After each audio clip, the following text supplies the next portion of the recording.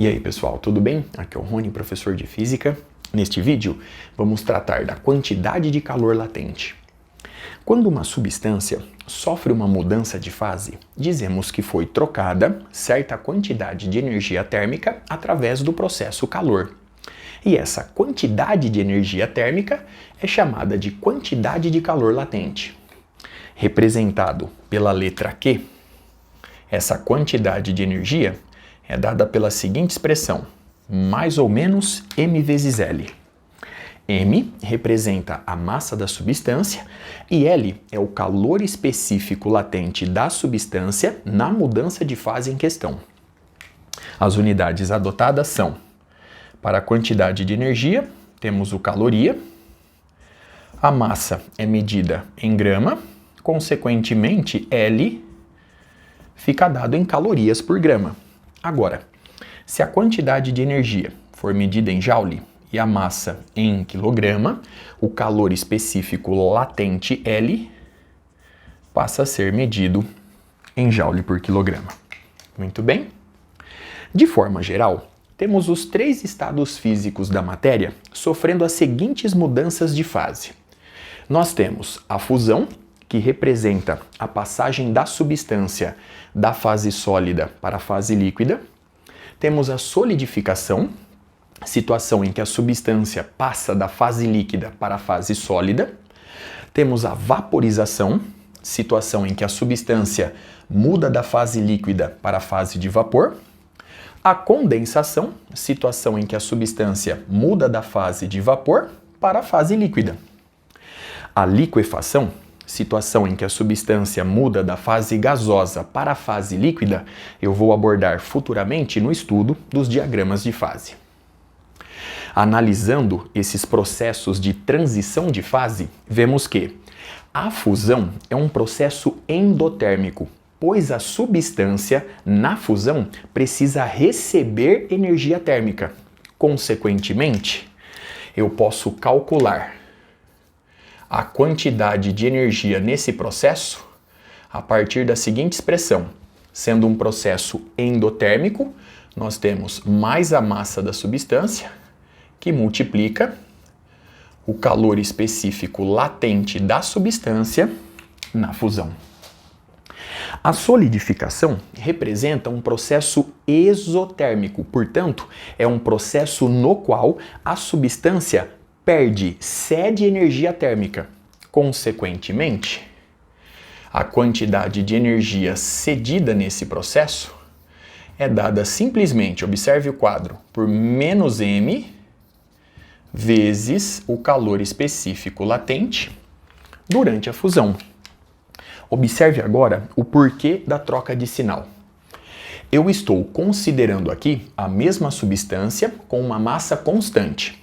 Sendo a fusão um processo endotérmico, nós temos mais m vezes L da fusão. Sendo a solidificação um processo exotérmico, ou seja, um processo no qual a substância cede energia térmica, e considerando a mesma substância com a mesma massa, nós vamos ter exatamente o mesmo valor, porém com sinal trocado, pois eu reforço, a solidificação representa um processo exotérmico. O mesmo raciocínio se aplica para a vaporização e para a condensação. Na vaporização da substância, ela precisa receber energia térmica. Consequentemente, nós temos aqui um processo endotérmico. Logo, a quantidade de energia térmica recebida nesse processo é dada por mais m vezes o calor específico latente devido à vaporização. Muito bem. Como a condensação é um processo exotérmico, eu reforço, um processo no qual a substância cede energia térmica, e considerando a mesma substância, a mesma massa m, nós vamos obter exatamente o mesmo valor numérico, porém com um sinal trocado, já que a condensação representa um processo exotérmico. Portanto, a quantidade de energia cedida nesse processo é menos mzinho, que multiplica o calor específico latente L de vaporização. Muito bem? Observe no quadro as expressões obtidas e toda a análise realizada até aqui. Para consolidar tais conceitos, eu vou considerar aqui o aquecimento da água pura. Para fazer isso, eu vou arrumar um espacinho no quadro. Já já estou de volta. Dando sequência, vamos considerar, portanto, o aquecimento de 1 grama de água no nível do mar a partir da temperatura inicial de menos 10 graus Celsius. Observe agora no quadro os dados referentes à água. Aqui nós temos o calor específico sensível no estado sólido, aqui o calor específico sensível no estado líquido, aqui o calor específico sensível no estado de vapor, aqui o calor específico latente de fusão e, enfim, o calor específico latente de vaporização. Eu vou começar calculando a quantidade de energia no aquecimento da água no estado sólido de menos 10 graus Celsius até 0 graus Celsius, pois, conforme vimos em vídeos anteriores, quando a temperatura da água atinge o valor 0 graus Celsius, inicia-se o processo de fusão. Sendo assim, eu vou calcular essa quantidade de energia que eu vou representar por Q1. Então nós temos a massa da água vezes o calor específico sensível no estado sólido, vezes a variação de temperatura no estado sólido. Logo, a gente obtém Q1 igual a 1 grama, que multiplica 0,49 caloria por grama grau Celsius, vezes a variação de temperatura. Perceba que eu estou aquecendo a água no estado sólido de menos 10 graus Celsius até 0 graus Celsius. Consequentemente, a variação de temperatura é 10 graus Celsius. Logo, temos esse produto. Sendo assim, nós vamos encontrar uma quantidade de energia igual a 4,9 calorias. Muito bem? Bom, terminei essa etapa do aquecimento. Agora, a água começa o processo de fusão. A quantidade de energia envolvida nesse processo eu vou representar por QF. E, portanto, eu vou fazer a massa vezes o calor específico latente de fusão. Como a fusão é um processo endotérmico, temos aqui mais M vezes o L da fusão. Sendo assim, a gente obtém QF igual a 1 grama, que multiplica 80 calorias por grama. Logo, a quantidade de energia térmica no processo de fusão é igual a 80 calorias. Muito bem? Então vamos dar o devido destaque para as energias encontradas. Muito bem? Terminei o processo de fusão da água. Agora ela se encontra no estado líquido, inicialmente a 0 graus Celsius. Eu vou aquecer a água líquida até 100 graus Celsius. Muito bem? Essa quantidade de energia eu vou representar por Q2. Então nós temos Mzinho vezes o calor específico sensível da água no estado líquido vezes a variação de temperatura no estado líquido. Logo, essa quantidade de energia é igual a 1 grama, que multiplica 1 caloria por grama grau Celsius, vezes a variação de temperatura é justamente 100 graus Celsius, pois eu estou aquecendo a água no estado líquido da temperatura inicial igual a 0 graus Celsius até 100 graus Celsius. Muito bem? Sendo assim, nós vamos encontrar uma quantidade de energia igual a 100 calorias. Muito bem? Agora, a água no estado líquido atinge a temperatura de 100 graus Celsius. Nessa temperatura, inicia-se o processo de vaporização da água. Portanto, eu vou calcular agora a quantidade de energia no processo de vaporização, representada por QV. Como a vaporização é um processo endotérmico, nós temos mais M vezes o calor específico latente da água no processo de vaporização. Sendo assim, QV é igual a 1 grama que multiplica 540 calorias por grama. Logo, essa quantidade de energia é igual a 540 calorias. Vamos admitir agora que eu continue aquecendo a água, agora no estado de vapor, até uma temperatura final de 110 graus Celsius. A partir de agora, a temperatura da água varia de 100 graus Celsius para 110 graus Celsius, estando a água no estado de vapor. Essa quantidade de energia eu vou representar por Q3. E, portanto, nós temos a massa de água vezes o calor específico sensível no estado de vapor vezes a variação de temperatura no estado de vapor.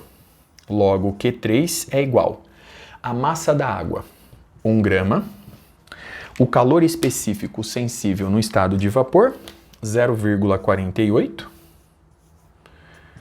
que multiplica a variação de temperatura da água no estado de vapor.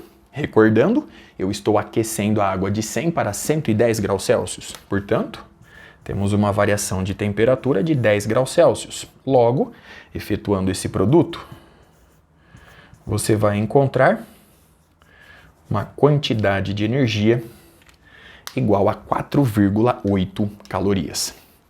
Observe no quadro todos os resultados obtidos e os cálculos realizados até aqui. A partir de agora, eu vou construir a curva de aquecimento da água, uma substância pura que foi aquecida no nível do mar, a partir dos dados fornecidos. Eu vou começar, portanto, com o gráfico, com a curva de aquecimento no estado sólido. Perceba que a temperatura inicial da água é igual a menos 10 graus Celsius. Eu vou construir essa curva de aquecimento sem preocupação de escala. Portanto, nós temos aqui o aquecimento da água de menos 10 graus Celsius até 0 graus Celsius. Muito bem? E a quantidade de energia envolvida no processo vale 4,9 calorias. Muito bem? A partir desse instante, inicia-se o processo de fusão da água. Como a água é uma substância pura, durante a fusão, a temperatura permanece constante e igual a 0 graus Celsius. E esse processo custou energeticamente 80 calorias. Como eu já tenho 4,9, portanto, este ponto representa 84,9 calorias. Muito bem? Terminei o processo de fusão da água. Agora vou aquecê-la no estado líquido de 0 até 100 graus Celsius. Então vamos lá. Estou aquecendo a água de 0 até 100 graus Celsius. Lembre-se que eu estou construindo esse gráfico, essa curva de aquecimento, sem preocupação de escala. Muito bem? Então agora nós temos 100 graus na escala Celsius. Esse processo de aquecimento custou energeticamente 100 calorias. Portanto, se eu estou no 84,9 calorias no início dessa fase de aquecimento, eu vou atingir agora o seguinte valor. Eu vou colocar esse número aqui embaixo, para que o gráfico não fique muito apertado. Então nós temos 100 mais 84,9 e, portanto, 184,9 calorias. Bom, a água atingiu a temperatura de 100 graus Celsius. Agora ela vai sofrer o processo de vaporização. Durante a vaporização, a temperatura da água, uma substância pura, permanece constante igual a 100 graus Celsius. Portanto, agora o gráfico volta a ser um segmento de reta na horizontal. Bom, a vaporização custou energeticamente 540 calorias. Portanto, nós temos agora a seguinte soma. Eu já tenho 184,9. Portanto, eu vou somar 184,9 com 540 calorias. Então, nós temos 9, 4, 8 mais 4, 12, vai 1, 5, 6, 7. Logo, nós temos aqui 724,9 calorias. Então, 724,9 calorias. Muito bem? Eu vou aumentar aqui um pouquinho o eixo horizontal. Então, aqui nós temos a quantidade de energia medida em caloria. E aqui nós temos a temperatura medida em graus Celsius. Muito bem?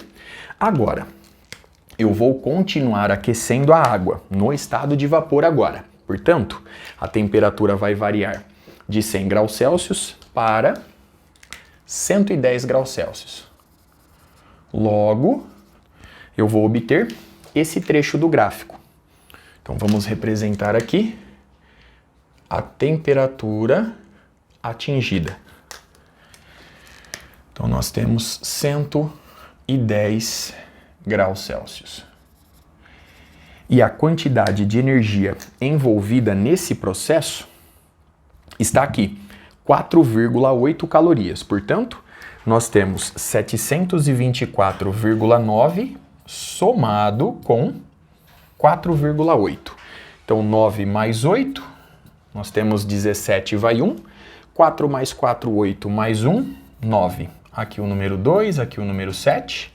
Logo, nós temos uma quantidade de energia total nesse processo de aquecimento da água igual a 729,7 calorias.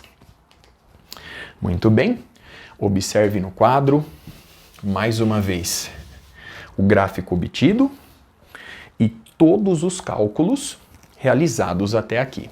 Aqui, cumpre destacar que, se você continuar aquecendo a água a partir da fase de vapor, ela irá atingir a fase gasosa, situação que ocorre a partir de uma temperatura específica chamada de temperatura crítica.